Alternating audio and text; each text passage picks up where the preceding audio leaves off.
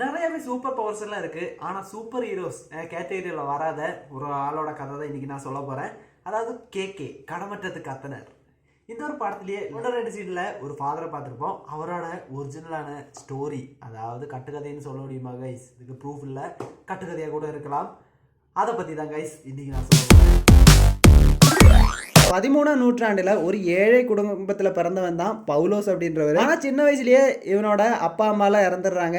ஏழையாக இருக்கிற இவன் கேரளாவில் கடமட்டம் அப்படின்ற இடத்துல இருக்கிற கோயிலையே சுற்றி தெரிஞ்சுக்கிட்டு இருந்தான். அவனுக்கு அந்த சர்ச்சு மேலேயும் அப்புறம் சர்ச்சில் இருக்கிற வழிபாடுகள் மேலெல்லாம் ரொம்பவே ஈர்ப்பு இருந்துச்சு. அதோடு சேர்த்து அவனோட முழு டைமையும் அந்த சர்ச்சிலேயே தான் கழிச்சுக்கிட்டு இருந்தான். அங்கே இருக்கிற எந்த வேலைக்கும் இவன் குறை வச்சதே இல்லை. இதெல்லாம் பார்த்து அந்த சர்ச்சில் இருக்கிற ஃபாதரு இவனை எடுத்து சொந்த மகன் மாதிரி வளர்க்க ஆரம்பிச்சிட்டாரு. அந்த ஃபாதரோட நோக்கம் என்ன அப்படின்னு இவன்ட்ட எல்லாமே திருப்பலியில இருந்து அந்த சர்ச்சில் நடக்கிற எல்லா விஷயங்களையும் கத்து கொடுத்துட்டு ஃபாதருக்கு பின்காமியா இன்னொரு அடுத்த ஃபாதரா இவனை கொண்டு வந்துடலாம் அப்படின்ற முடிவுக்கு கொண்டு வராங்க. பவுலோஸ் ரொம்ப இன்ட்ரெஸ்டா ரொம்பவே சீக்கிரமா அந்த கோயிலில் இருக்கிற விஷயங்களும் எல்லா ப்ரேயரு அங்க செய்ய வேண்டிய வழிபாடு எல்லாத்தையும் கத்துக்கிறான். அந்த சர்ச்சோட ஃபாதருக்கு நிறையாவே மாடுகள் இருந்திருக்கு. அந்த மாடுகளை மேய்க்கிறதுக்காகவும் திருப்பி கொண்டு வர்றதுக்கெல்லாம் பவுலோஸ் தான் போவான். அப்படி ஒரு நாள் போகும்போது தன்னோட மாடுகள்ல இருந்து ஒன்னு குறைஞ்சிருக்கிறத பவுலோஸ் நோட் பண்றான். அந்த பசுவை தேடிட்டு அவன் அடர்ந்த காட்டுக்குள்ள போறான். கடைசியில பார்த்தா ஒரு குகையில இருந்து மாடோட சவுண்டு கேக்குது. குகைக்குள்ள ஏறி பார்த்தோன்னே அங்க இருக்காங்க 2-3 ஒடியனுங்க.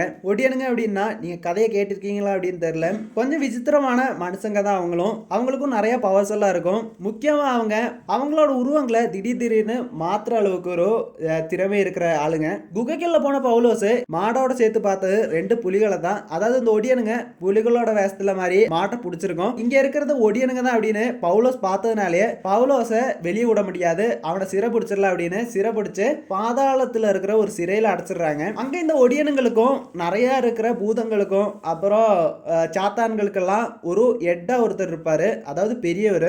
அவரும் இவனை கொன்றுலான்ற மாதிரி ஒரு தீர்ப்பெல்லாம் வழங்குறாரு. ஆனாலும் இவனோட ஆக்டிவான விஷயங்களும் அதோட இங்க இருக்கிற விஷயங்கள்லாம் கத்துக்கணும், அப்புறம் மாட்டை தேடி இவ்வளவு தூரம் வந்திருக்கான், அந்த மாதிரி இருக்கிற நிறைய விஷயங்கள்லாம் யோசிச்சு பெரியவருக்கும் லைட்டா ஒரு சிம்பதி வருது. நாட்கள் கடந்து போற பவுலோஸும் அந்த பெரியவரும் ரொம்பவே க்ளோஸ் ஆகுறாங்க. அந்த பெரியவர் அப்படின்றவர் ரொம்பவே அமானுஷ்யமான திறமைகள் எல்லாம் கொண்டவர். யாராலையும் வெல்ல முடியாத அளவுக்கு பவர்ஃபுல்லான ஒரு சூப்பர் ஹீரோ மாதிரி வாழ்ந்துகிட்டு இருக்கவர். மரணம் இல்லாதவர் கூட. அவரோட நிறைய வித்தைகளை எல்லாம் இந்த பவுலோஸுக்கு சொல்லி கொடுக்குறாங்க. அதுவும் பெரியவர் எதுக்கு எல்லாமே இவன்ட்ட சொல்லி கொடுக்குறாரு அப்படின்னா பவுலோஸை பெரியவரோட மெயினான ஆளா வச்சுக்கல அப்படின்னு அவரும் முடிவு பண்றாரு.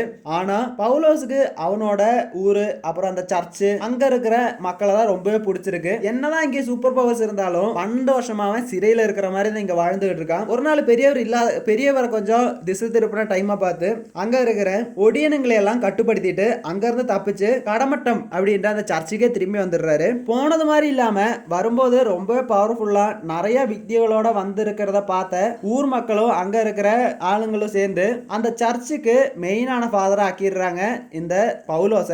அப்படிதான் இவருக்கு கடமற்றத்து கத்தனார் அப்படின்ற பேர் வருது. அவரோட மந்திரங்களை யூஸ் பண்ணிட்டு நிறைய பேய்களை ஓட்டுறது அந்த மாதிரி நிறைய விஷயங்களை அவர் பண்ண அவருக்கு ரொம்ப பேர் சேர்த்து கொடுத்துச்சு. அதே டைம் பெரியவருக்கு, அதாவது இந்த பெரியவரோட குகையில இருக்கிற எல்லா விஷயங்களையும் கத்துக்கிட்டு போன, அதாவது இங்க இருக்கிற எல்லா மர்மங்களையும் பார்த்துட்டு போன பவுலோஸை பிடிக்கணும் அப்படின்றதுக்காக முதல்ல நிறைய ட்ரெயின்டான ஒடியனுங்களை அனுப்புறாரு. பட் அந்த ஒடியனுங்களுக்கும் ரொம்பவே மேல இருந்துச்சு இந்த கடமற்றத்து கத்தனாரோட பவர்ஸ். கடைசியில ஒடியனுங்க எல்லாம் ஓரம் கட்டிட்டாரு. பெரியவர் கொஞ்சம் வித்தியாசமான விஷயத்தாங்க ட்ரை பண்றாரு. தான் கட்டுப்படுத்தி வச்சிருந்த 390 குட்டிச்சாத்தான்களை இந்த ஃபாதரை பிடிக்கிறதுக்காக அனுப்பி விடலாம் அப்படின்ட்டு முடிவு பண்ணி குட்டிச்சாத்தான்களை அனுப்பிடுறாரு. குட்டிச்சாத்தானுங்களை அவ்வளவு சீக்கிரம் எல்லாம் வரமாட்டானுங்க. 1-2 பேரு கொடுத்த வேலையை கரெக்டா செய்வாங்க, மீதி பேரு அப்படியே தப்பிச்சோட ட்ரை பண்ணியிருக்காங்க. அப்படியே வந்த குட்டிச்சாத்தான்களை கேட்க என்ன பண்ணியிருக்காரு, அழகா கட்டுப்படுத்தி நீ ரொம்ப நல்லவன்டா அப்படின்ட்டு திசையை திருப்பி குட்டிச்சாத்தானுக்கு நல்லவன் ரோல் கொடுத்து